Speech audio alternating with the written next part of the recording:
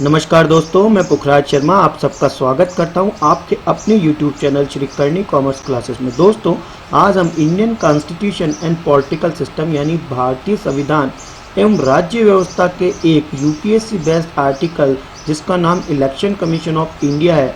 जी हाँ, भारत का चुनाव आयोग जिसका अनुच्छेद 324 यानी आर्टिकल 324 में डिस्क्रिप्शन है, उसके बारे में जानकारी लेंगे। ये भारतीय संविधान एवं राज्य व्यवस्था का एक विषय है जो कि आपको 100% सफलता अर्जित कराएगा। इसको अंत तक देखते रहिए।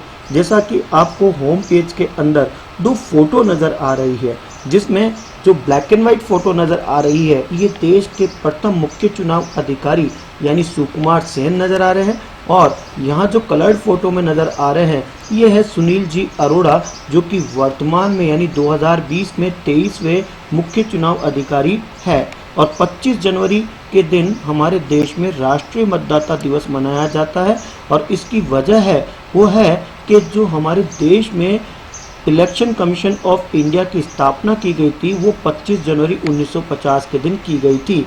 इसलिए उसकी स्थापना दिवस को देश के अंदर नेशनल वोटर डे के नाम से मनाया जाता है।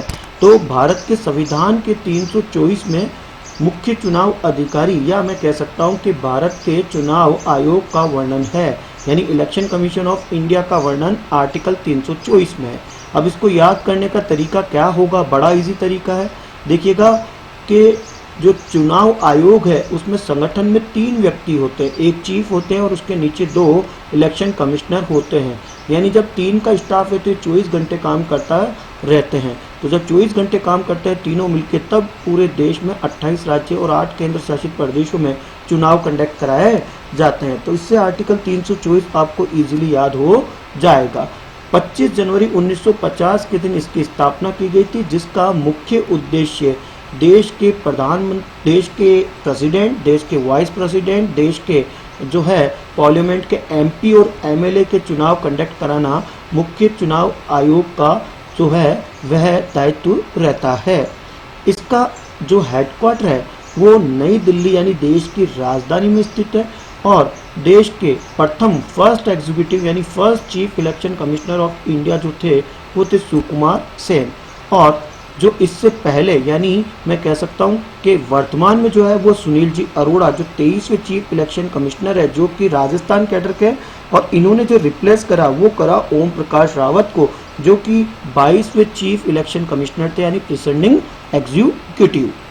उसके पश्चात यहाँ पे इनका संगठन नजर आ रहा है, जिसमें chief election commissioner Shri Sunil ji Arora नजर आ रहे हैं, और उनके अंडर में इलेक्शन कमिश्नर नजर आ रहे हैं 2 जने, जो श्री अशोक लवासा और श्री सुशील चंद्र है। श्री अशोक लवासा इससे पहले देश के फाइनेंस सेक्रेटरी थे, और श्री सुशील चंद्र इलेक्शन कमिश्नर से पहले central board of direct tax के चेयरमैन रह चुके हैं। चीफ इलेक्शन कमिश्नर का जो कार्यकाल या अवधि जो होती है वो 6 साल या 65 वर्ष दोनों में से जो पहले हो जाए तब तक रहती है, और इन्हें अपॉइंट प्रेसिडेंट के द्वारा किया जाता है। और इनको हटाने का बिल्कुल वैसे ही प्रक्रिया है जैसे कि सुप्रीम कोर्ट के सीजेआई को यानी चीफ जस्टिस ऑफ इंडिया को।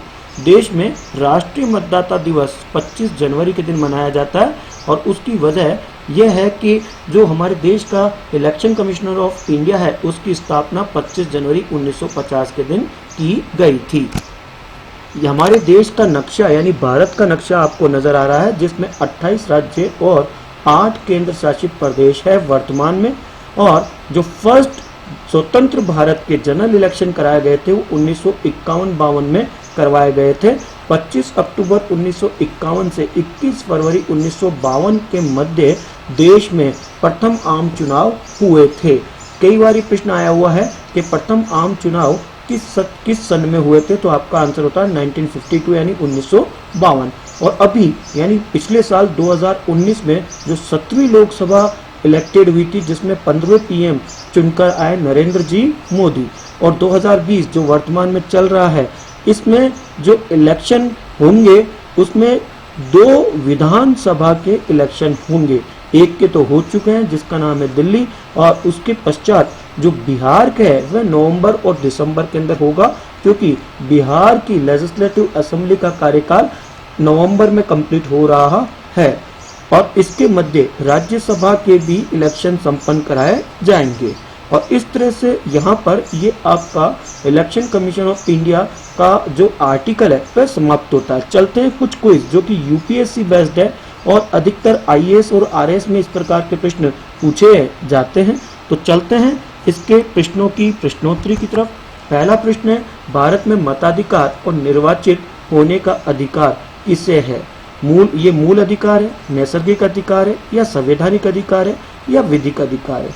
यानी इस प्रश्न में पूछा गया है कि जो वोट देने का अधिकार है वह किस प्रकार का अधिकार है। तो इसका सही आंसर होता है आपका विधिक अधिकार, यानी विधान के द्वारा हमें ये अधिकार दे रखा है कि 18 साल से ऊपर का कोई भी व्यक्ति, यानी 18 साल होते ही वह देश के एमपी एमएलए को चुन सकता है और जो आपके नगर निकाय या पंचायती राज है इनमें अपना वोट डालकर अपने कैंडिडेट को चुन सकता है।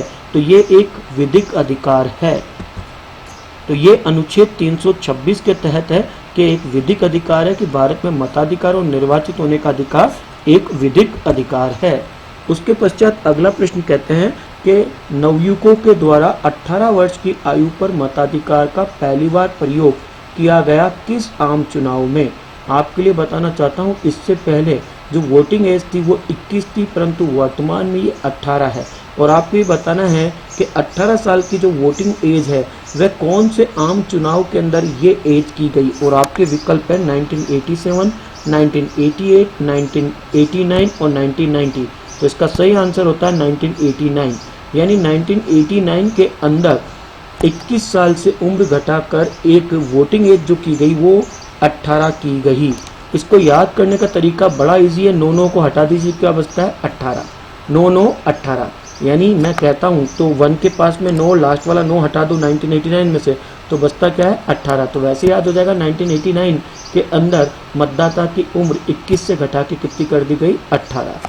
आपके लिए बताना चाहता हूँ 1989 में जो संविधान संशोधन अधिनियम है उसमें 61वें संविधान संशोधन अधिनियम के तहत ये किया गया कि मतदाता की उम्र 21 से घटा के 18 की गई।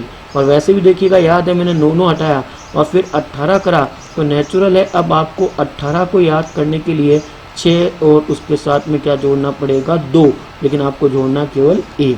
तो 6 1 इज इक्वल टू आपका 6 1 फिर 6 और 2 8 होते ना, तो आपको 6 जोड़ना है। यानी 61वें संविधान संशोधन के तहत 21 से घटाकर 18 एज की गई 1989 वाले आम चुनाव में। अगला प्रश्न कहता है, निर्वाचन आयोग को 3 सदस्यीय आयोग किस वर्ष में बनाया गया? यानी आपको ये पता होना चाहिए कि जो निर्वाचन आयोग है उसमें 3 सदस्यीय ऑर्गेनाइजेशन होते हैं, वो किस ईयर में बनाया गया। और आपके विकल्प है 87, 88, 89 और 1990। तो ये 1989 में ही 3 सदस्य बनाया गया, यानी इसी साल जो आपका 61वां संविधान संशोधन है वह करके 21 से 18 की गई एज वोटर की। और जो निर्वाचन आयोग में ऑर्गेनाइजेशन है जिसमें चीफ इलेक्शन कमिश्नर के नीचे 2 इलेक्शन कमिश्नर होते हैं वह 1989 में ही किए गए। तो ये बात होती है 16 अक्टूबर 1989 की, जिसमें सर्वप्रथम निर्वाचन आयोग में 2 अतिरिक्त निर्वाचन आयुक्तों की नियुक्ति की गई, परंतु ये व्यवस्था ज़्यादा दिन तक नहीं चली और 1 जनवरी 1990 तक ही ये पद रहे और उसके पश्चात वापस एक ही पद रहा, यानी चीफ इलेक्शन कमिश्नर। और 1 अक्टूबर 1993 के दिन वापस आया कि वापस 2 अतिरिक्त निर्वाचन आयुक्तों को फिर अपॉइंट किया गया और तब से अब तक यानी 2020 तक आपके आयोग में 3 सदस्य ही है। जैसा कि आपको पता है, मैंने आपको बताया था, सुनील जी अरोड़ा, अशोक लवासा और सुशील चंद्र, जो वर्तमान 2020 में 3 सदस्यों का संगठन है आपके निर्वाचन आयोग का। अगला प्रश्न है, भारत के मुख्य निर्वाचन आयुक्त की पदावधि क्या है? आपके विकल्प है 6 वर्ष या 70 वर्ष की आयु जो भी पहले हो, 6 वर्ष या 65 वर्ष की आयु जो भी पहले हो, 6 वर्ष या 65 वर्ष की आयु जो भी पहले हो और 5 वर्ष या 70 वर्ष की आयु जो भी पहले हो। तो इसका सही आंसर होता है 6 वर्ष या 65 वर्ष की आयु तक जो भी पहले हो, या तो 6 साल होगा या आपका 65 ईयर, दोनों में से जो पहले हो जाएगा तब तक मुख्य निर्वाचन आयुक्त बना रहेगा। अगला प्रश्न है, भारत के मुख्य निर्वाचन आयुक्त को नियुक्त कौन करता है? क्योंकि ये कॉन्स्टिट्यूशनल पोस्ट है तो नेचुरल है कॉन्स्टिट्यूशनल पोस्ट को अपॉइंट करने का पूरा अधिकार देश के प्रथम व्यक्ति यानी प्रेसिडेंट को जाता है। तो इसका सही आंसर होता है सी, यानी राष्ट्रपति। राष्ट्रपति के द्वारा चीफ इलेक्शन कमिश्नर को अपॉइंट किया जाता है। और यहाँ ध्यान देने योग्य बात है कि चीफ इलेक्शन कमिश्नर के कहने से इलेक्शन कमिश्नर को अपॉइंट किया जाता है। यानी सुनील जी अरोड़ा कहेंगे तो नया व्यक्ति जो है अशोक लवासा या सुशील चंद्र की जगह आ सकता है, परंतु सुनील जी अरोड़ा को जो अपॉइंट करा वो रामनाथ कोविंद यानी 14वें राष्ट्रपति ने करा है। निर्वाचन आयुक्त, देखिएगा अब यहाँ शब्द है निर्वाचन आयुक्त, यहाँ पे मुख्य नहीं लिखा गया। यदि ये मुख्य निर्वाचन आयुक्त होता तो नेचुरल है आपका आंसर क्या होता, राष्ट्रपति के द्वारा। तो निर्वाचन आयुक्त को हटाया जा सकता है, तो नेचुरल है यहाँ के विकल्प में आते हैं ABCD, यानी मुख्य निर्वाचन आयुक्त के द्वारा, प्रधानमंत्री के द्वारा, मुख्य निर्वाचन आयुक्त के परामर्श पर राष्ट्रपति द्वारा, और डी जो कहता है वो कहता है मुख्य न्यायाधीश द्वारा। तो निर्वाचन आयुक्त यानी मैं कह सकता हूँ अशोक जी लवासा और साथ में सुशील चंद्र को कौन हटा सकता है, जिसका सही आंसर होता है मुख्य निर्वाचन आयुक्त के परामर्श पर राष्ट्रपति द्वारा। यानी सुनील जी अरोड़ा के जो है कंसल्टेंट करने के बाद इनको राष्ट्रपति रामनाथ कोविंद के द्वारा हटाया जा सकता है, अशोक जी लवासा और सुशील चंद्र को। परंतु इसमें मुख्य निर्वाचन आयुक्त होता तो इनको बिल्कुल वैसे हटाया जाता है जैसा कि CJI यानी चीफ जस्टिस ऑफ इंडिया को हटाया जाता है।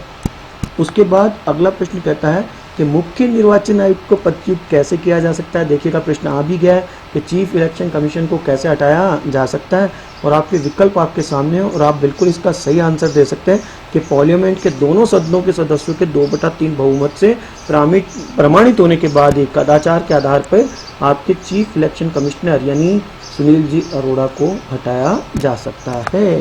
तो ये संसद के दोनों सदनों के सदस्यों के 2/3 बहुमत से हटाया जा सकता है, जैसे कि सुप्रीम कोर्ट के आपके CJ को हटाया जाता है। परंतु मुख्य हट जाता और निर्वाचन आयुक्त होता तो फिर आंसर होता मुख्य निर्वाचन आयुक्त की सलाह के ऊपर राष्ट्रपति के द्वारा। अगला प्रश्न कहता है निम्न में से कौन सा चुनाव निर्वाचन आयोग द्वारा संपादित नहीं किया जाता। बहुत ही बढ़िया प्रश्न है ये, और आपके विकल्प है लोकसभा के यानी मैं कह सकता हूँ तो मेंबर ऑफ पार्लियामेंट के, स्थानीय निकाय को यानी लोकल बॉडीज के, राष्ट्रपति का और राज्यसभा का।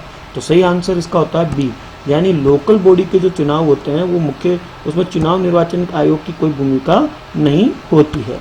उसके पश्चात वर्तमान में भारत के 23वें मुख्य चुनाव आयुक्त कौन है, और आपके विकल्प आपके सामने है श्री ओम प्रकाश रावत, श्री सुनील अरोड़ा, श्री अशोक लवासा, श्री सुशील चंद्र। तो इसका सही आंसर होता है श्री सुनील अरोड़ा, और इन्होंने जो रिप्लेस करा वो है श्री ओम प्रकाश रावत, और सुनील जी अरोड़ा के अंडर में जो इलेक्शन कमिश्नर है वो है अशोक लवासा और सुशील चंद्र।